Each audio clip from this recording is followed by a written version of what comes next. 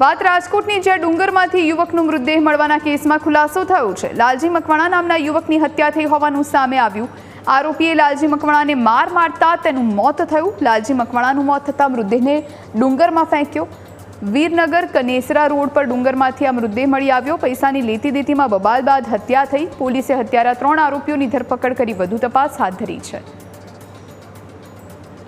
30 તારીખે બંને આરોપી અલકુભાઈ અને અજયભાઈ બંને મરણ જનારના ઘરની સામે સવારમાં 4 વાગ્યાથી વોચ ગોઠવાઈ હતી અને જ્યારે 7 વાગ્યાની આજુબાજુ મરણ જનાર ઘરથી નીકળ્યો ત્યારે તેની મોટરસાઇકલને ધક્કો મારીને તેને ઉપાડીને વીરનગર ગામની બાજુમાં અજયની જો વાડી છે ત્યાં લઈ ગયા।